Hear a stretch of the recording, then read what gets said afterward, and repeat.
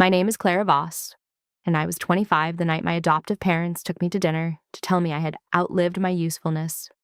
My mother smiled when she said it. My father slid a single envelope across the white tablecloth like he was returning something borrowed. Inside was a document terminating my place in their estate. What neither of them knew was that 6 months earlier I had found my birth mother, and that 3 weeks before that dinner I had discovered a trust my biological grandmother had set up in my name before she ever met me. By the time my mother finished her second glass of wine and asked me to sign the acknowledgement page, the money they thought they were protecting had already moved, quietly, legally, into my hands. Before I tell you how that dinner ended, please hit like and subscribe. Drop your city and your local time in the comments. I love knowing where you are when you listen to this. Now let me take you back to the beginning. Because this story didn't start at that dinner table. It started in a kitchen that always smelled like burnt toast and careful silence, in a house where love was something you earned every single morning before school. I was adopted at 4 months old by Richard and Maureen Voss. I know this now with the clean certainty of a woman who has read her own original birth certificate. I did not know it then. What I knew then was the arithmetic of that house. My adoptive brother, Daniel, got the bedroom with the window seat. I got the one next to the furnace. Daniel's school plays were attended. Mine were not, though the calendar was in the kitchen where both my parents stood every morning drinking coffee. Daniel's college application essays were reviewed by my father at the dining room table with a red pen and 2 hours of his Saturday. Mine were done alone, in my room, with a library book on writing and a prayer that I was doing it right. None of this was announced. No one ever said the word less to my face. But a child feels the calibration of a house the way a plant grows toward light. I grew sideways for a long time, trying to find a source that wasn't quite pointing at me. The one exception was my grandmother, not my adoptive parents' mothers, both of whom were pleasant and distant in the way of women who had learned not to ask too many questions. I mean, Aunt Ro. That's what everyone called her, though she was no one's aunt by blood. She was my mother's oldest friend, Rosa Delgado, who had known Maureen since they were 19 and sharing a 2-bedroom apartment above a dry cleaner on 5th Street. Aunt Ro came to every birthday. Not with the right gifts always. She once gave me a used dictionary with someone else's name written inside the cover, but she came. She sat beside me at the table while the candles were lit. She watched my face when I blew them out. She was the only person in any room who seemed to track whether I had made a wish. When I was 12, she took me to a farmer's market on a Saturday morning, just the two of us, and bought me a small clay pot with a succulent already planted in it. "You know why I like these?" she said, turning it in her hands before she gave it to me. "Because they survive on almost nothing." She pressed it into my palms. "But they do better with the right conditions." I didn't know what she meant. I was 12. I thought she was talking about the plant. She wasn't. I kept that succulent alive for 13 years. It was still on my windowsill the night of the dinner. Between 12 and 22, the house settled into its permanent temperature. My parents were not cruel in the cinematic sense. They did not scream. They did not call me names. What they did was more architectural. They built a version of family that had a specific load-bearing wall, and I was not part of the structure. I was more like the furniture. Useful, present, replaceable when it stopped being convenient. I paid for my own textbooks starting at 16 with money from a job at a copy shop 2 miles from school. I took the bus. I did not ask for rides because asking for rides required an explanation of where I was going, and explanations required interest I had learned not to expect. I graduated high school with a 3.8 GPA, and no one took a photograph. Daniel graduated 2 years earlier with a 2.9, and my father rented a hall. I want to be fair. They fed me. They kept me warm.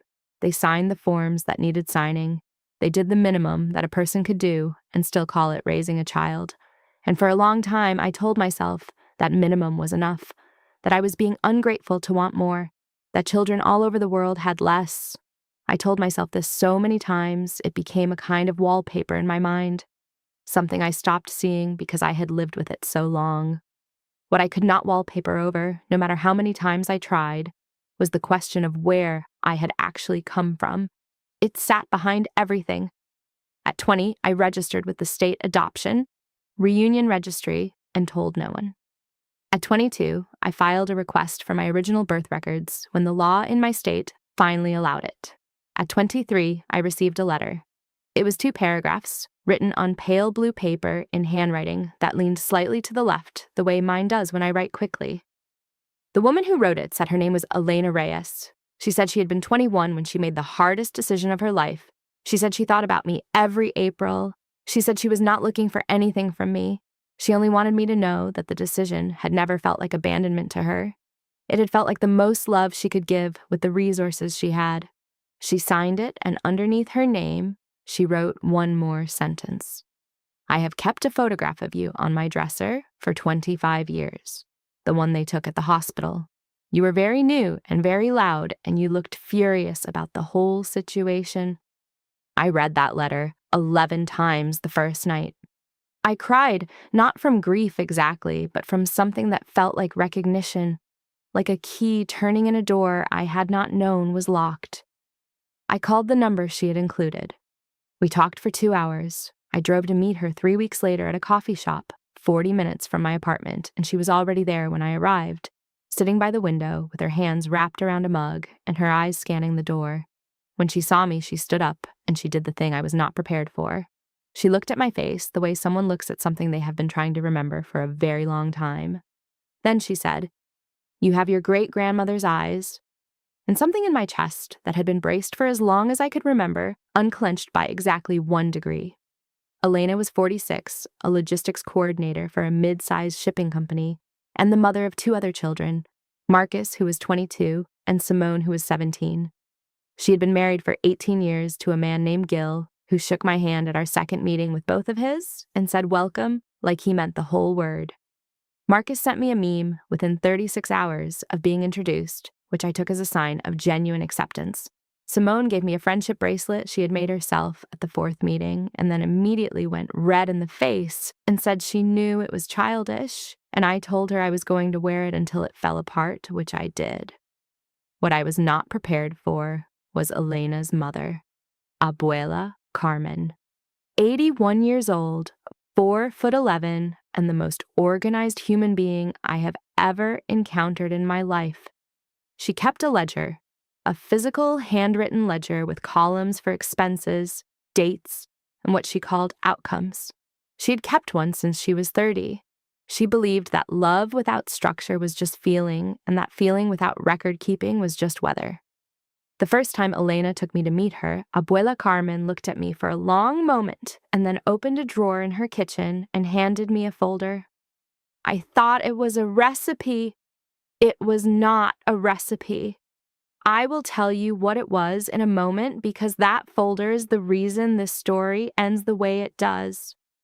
But first I need to tell you about the phone call from my mother.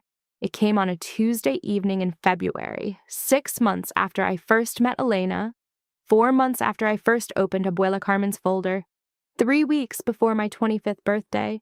Maureen Voss called at 7:18 in the evening, and her voice was 2 degrees warmer than it had been the last several times we had spoken, which told me immediately that she wanted something.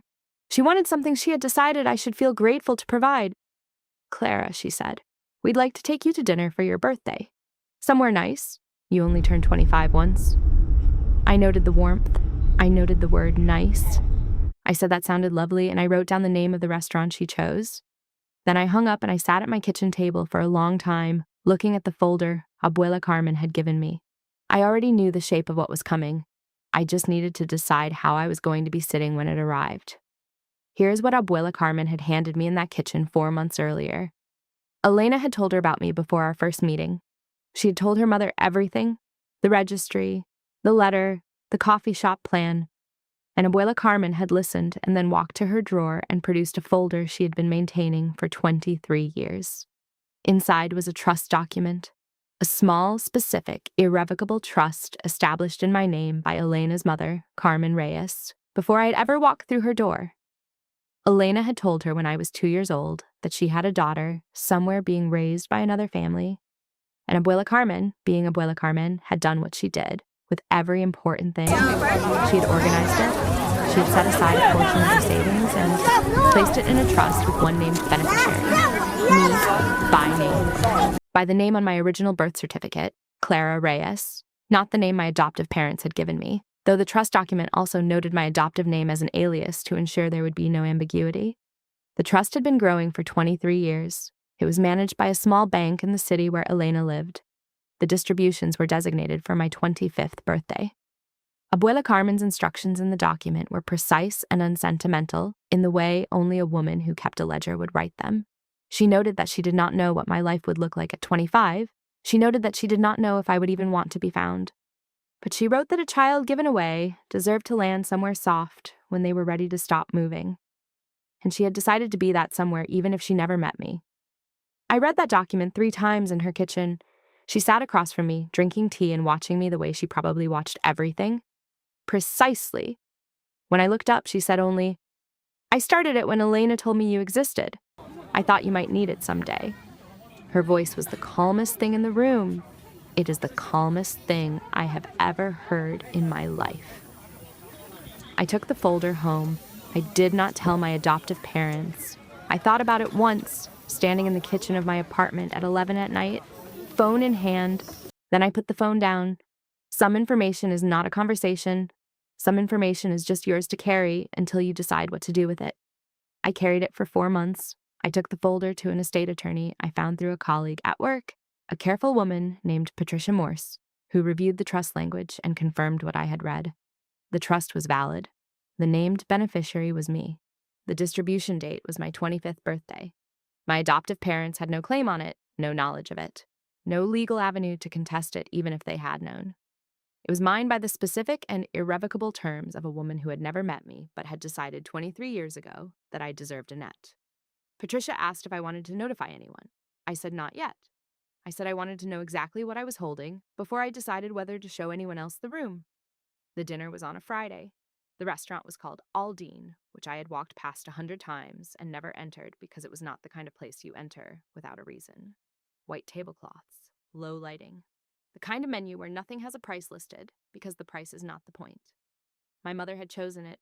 That told me everything I needed to know about the size of what was coming. Maureen Voss did not spend money on gestures without a spreadsheet, somewhere justifying the expense. I arrived 8 minutes before the reservation. I was wearing the gray blazer I wore to court appearances, and I had the folder Patricia had prepared for me in the tote bag on my shoulder. Not Abuela Carmen's original. A clean copy with a letter from Patricia's firm on top, confirming that I had legal counsel and that the trust had been verified and documented. I asked the host for a small favor before I was seated. I asked if there was a table available near the back of the room, something a party of 3 could use quietly. I had made a call the day before. Elena and Gil and Marcus were coming. I had asked them to arrive after me, to sit where I told them to sit, to order whatever they wanted, and to simply be in the room. I told Elena I did not want a scene. I told her I just did not want to be alone in that room with what I suspected was about to happen. She said, "Clara, we will be there. Just text us when you're seated." She said it the way people say things when they have already arranged their whole evening around you without being asked. Table 11 was available near the east wall. I asked the host to hold it under Elena's name for a party of 3 arriving in 20 minutes. Then I went and sat at the front table where my parents were already waiting. My father stood when I arrived. He always stood. It was the kind of manners that existed independent of warmth, the courtesy of a man who had been raised to perform certain gestures, regardless of what he actually felt. My mother smiled. The smile was the one she used at church and at neighborhood association meetings. The managed one. Not the real one, though I had seen the real one so rarely I was no longer certain I would recognize it. We ordered drinks. We discussed the menu. My father made a comment about the parking. My mother asked about my job in the careful way of someone building toward something else and not yet ready to arrive. I was a paralegal at a mid-sized firm.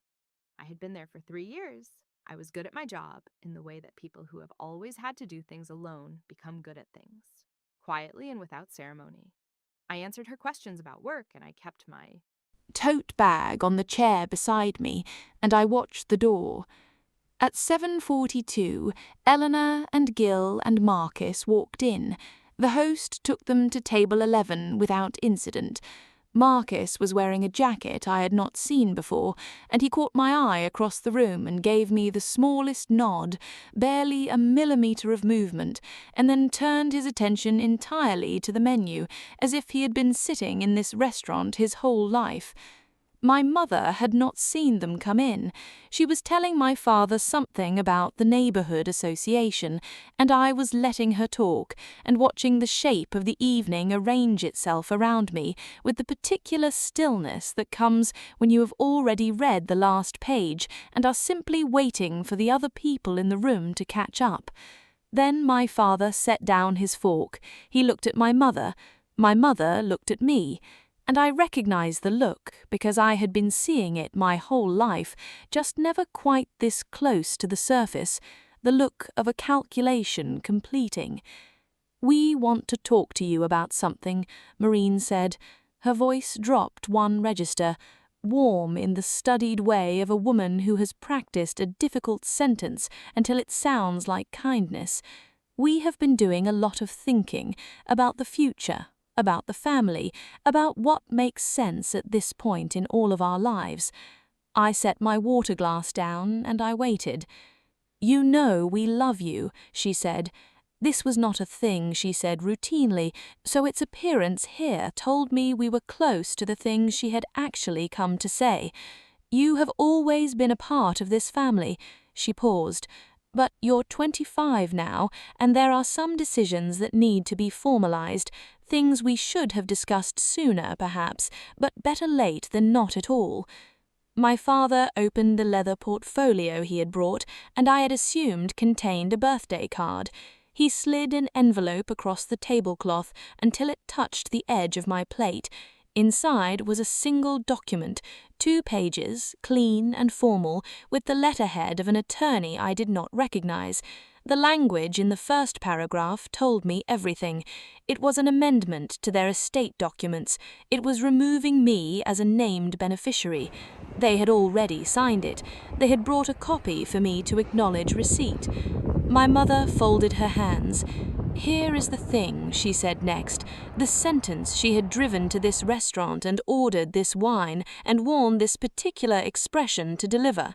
She said it carefully, as if the carefulness made it something other than what it was. "You were adopted, Clara. We never told you because we didn't think it mattered when you were young, but you should know. And you should know that the practical considerations that factored into that decision don't apply anymore. The benefits we received through the adoption program ended years ago, and your father's mother, who always expected us to keep the family a certain size, she's been gone for 4 years now. So," she smoothed the tablecloth once with the flat of her hand, "we're simplifying." She said the word simplifying the way a person says the word efficiency when they mean something that will cost someone else something. "We think it's fair. We think you're old enough to understand." I looked at my father. He was looking at the table.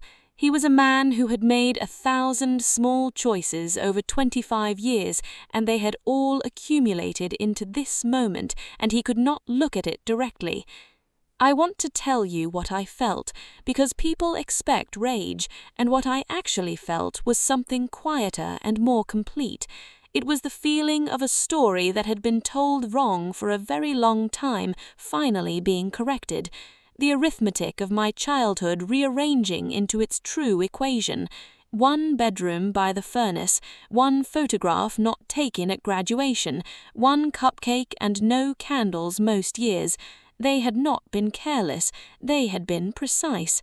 I had been a line item, and the line had reached its end. I looked at my mother and I asked her one question.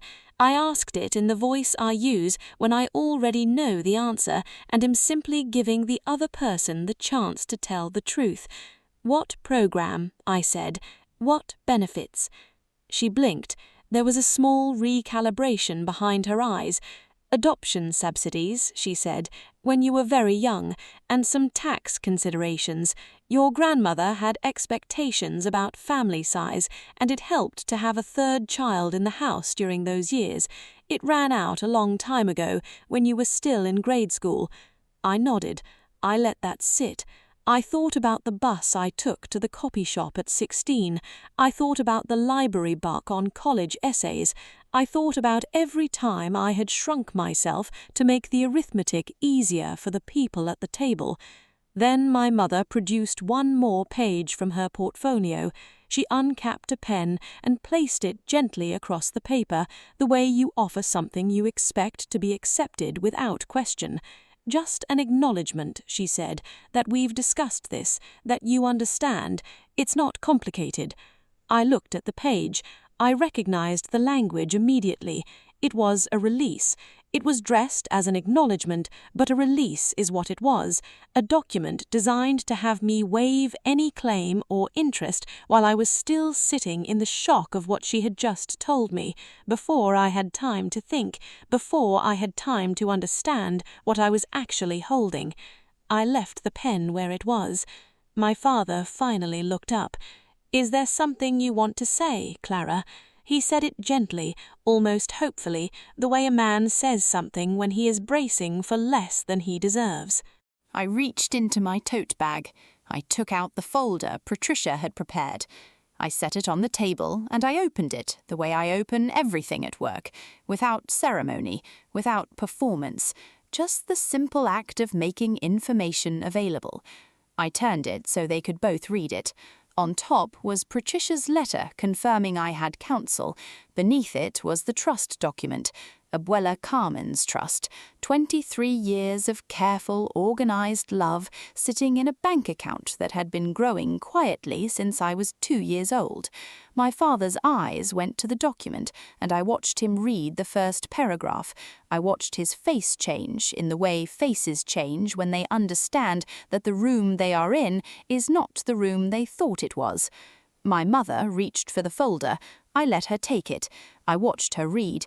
She's a fast reader. She reached the distribution date in about 15 seconds. She reached the beneficiary designation in 20. She looked up at me, and her expression did something I had not seen before. The managed warmth dropped away entirely, and what was underneath it was not cruelty exactly. It was just the face of a woman who had run a calculation and found an error she had not budgeted for. "What is this?" she said. "It's a trust," I said, "established by my biological great-grandmother 23 years ago. I'm the named beneficiary. The distributions begin on my birthday, this Friday. My attorney has confirmed its validity. It has nothing to do with your estate. It never did." She looked at my father. He looked at the table again. The pen was still sitting on the acknowledgement page. No one was touching it. I want to tell you about my mother's next move, because it was the one that clarified everything. She shifted. The coldness went away, and in its place came something soft and reaching, something that borrowed the shape of love without containing any of its material. She put her hand across the table toward mine, and she said, "We are still your parents, Clara. Whatever is in that folder, it doesn't change what we are to each other. We raised you. We gave you a home. That counts for something." I looked at her hand. I did not take it. The same woman who had 6 minutes ago explained that I had stopped being useful was now reaching for the language of permanence. The same woman who had built this entire dinner to close a transaction was now asking me to remember that we were family. I had watched her do this my whole life, shift the frame the moment the original frame stopped serving the purpose. It was not malicious. I want to be precise about this. It was just what she knew how to do. When the thing you have becomes a liability, you do not waste time grieving. You pivot. I said to my mother, very quietly, "I know what this folder means, and I know what tonight was meant to be. I'm not angry. I want you to understand that. I'm not angry because I've known for 6 months that the family I was looking for was not in this room." She started to say something. I stood up. I picked up the folder.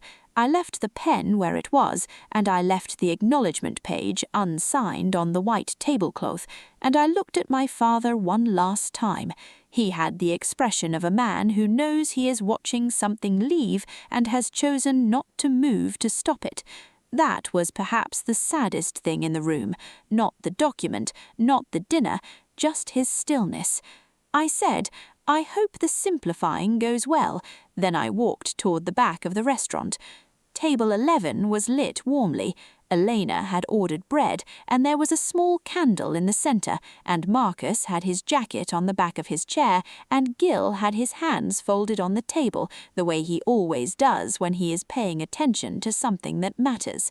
When Elena saw me cross the room toward them, she stood up, not to make a scene, not to signal anything to anyone behind me. She stood up the way you stand for someone you have saved a seat for, someone who has finally made it to the table after a very long journey. She pulled out the empty chair beside her, the fourth chair. She had asked them to set it when she made the reservation. "Sit down, sweetheart," she said.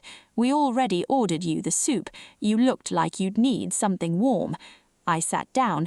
I set my bread plate beside my bread plate. Marcus said nothing for a moment, and then he said, "That went faster than I thought it would," and I laughed. A real one, the kind that comes from somewhere you didn't know was still working. Behind me, I heard my mother's voice rise, not a scream, but the pitch of a woman whose performance had gone off its planned course. I heard her say something about everything they had given me. I heard the word ungrateful. I heard my father say Maureen very quietly, in the tone that meant not here, and I heard her ignore him. I did not turn around. I had seen everything at that table I needed to see. Elena poured me water. Gil asked if the soup was too hot. Marcus showed me a meme he had saved for what he said was exactly this occasion and would not specify when he had saved it. Pearl, Elena's mother's friend, who had come at Elena's invitation, patted my hand once and said only, "Well done," the way you'd say it to someone who had finished a hard thing and done it with their hands steady. My mother's voice eventually quieted. I do not know at what point she and my father left. I was not watching the door. I was at table 11 eating soup and listening to Marcus explain a project he was working on and watching Elena try not to cry and succeeding mostly and feeling the specific sensation of a weight that had been distributed across my whole life begin very slowly to set itself down. The trust distributed on my 25th birthday, exactly as Abuela Carmen had written, cleanly, through the bank, into an account Patricia helped me establish. The amount was enough to matter without being enough to change who I was. It was a cushion, a net, exactly what Abuela Carmen had written that she wanted it to be. Her words in the document were more practical than sentimental, which was entirely consistent with the woman who handed it to me over tea without explanation and watched me read it with the expression of someone checking a box they had planned on checking for 23 years. My adoptive parents did not contest it. They could not have contested it. The trust had been established by someone with no connection to their estate, no overlap with their legal interests, no vulnerability to their attorney's arguments. They had aimed every resource they had at a will reading I would never attend and missed entirely the document that had always mattered more. Their disownment was real, and it was final, and it changed nothing of substance for me. The acknowledgement page sat unsigned on the table at Aldine until the server cleared it with the rest of the dinner that no one had finished. I hope someone recycled the paper. I moved to a new apartment in April, closer to Elena, close enough that Sunday dinners became a reasonable thing, the kind that happen without planning because the distance allows it. Abuela Carmen came to the first one and brought her ledger and spent 40 minutes after the meal updating a column I couldn't quite see, and when I asked her what she was recording, she simply said, "Outcomes." She said it with the satisfaction of a woman whose long-term projections had proven accurate. Daniel, my adoptive brother, texted me once in the weeks after the dinner. It was 3 sentences. He had not known I was adopted. He had not known about the dinner until afterwards. He said he was sorry, and he meant it, and I could tell he meant it. And I wrote back 2 sentences, and I have not heard from him since, and I think perhaps that is the shape of what we are to each other. Not enemies, just 2 people who grew up in the same house, reaching toward different lights. My father called on a Thursday morning in late spring. He was not calling to apologize exactly. He was calling in the way of a man who has sat with something long enough that the sitting itself had become unbearable. He said he had not known about the subsidiary until Maureen told him the year I turned 16. He said by then the idea of telling him felt impossible. He said he was sorry for the dinner, and sorry for the parking lot, and sorry for the graduation photograph that was never taken, and his voice cracked slightly on that last one in a way that told me it had been sitting in him for a long time. I listened. I let him say all of it. Then I told him I appreciated the call. I told him I was not going to pretend the dinner had not happened or that the years before it had been something other than what they were. I told him I was okay. I told him I was more than okay.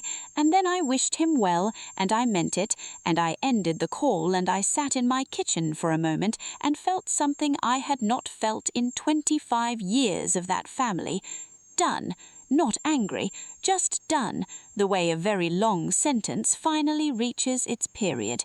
Elena was the one who told me later what Abuela Carmen had written in the ledger that Sunday. She had shown her, the two of them at the kitchen table after I had gone home. The column heading was Outcomes. The entry read, Landed well. I keep that in my mind the way I once kept a clay pot on my windowsill, the way you keep the things that survive on very little and do better with the right conditions. I still have the succulent. It is on the windowsill of the new apartment, still growing, still furious about nothing in particular, still doing exactly what it was designed to do. If there is someone in your life who only keeps you for the benefits, I want you to hear me. They have already told you in the plainest language available exactly what they think you are, and the kindest thing you will ever do for yourself is believe them. And then walk toward the table where the empty seat has your name on it. It has always had your name on it. You just had to be old enough and ready enough to sit down. That's my story. 25 years in one direction, one dinner that ended it, and a trust I never knew existed, built by a woman I had never met who had decided before she ever saw my face that I deserved somewhere soft to land. If this stayed with you, share it with someone who needs to hear it.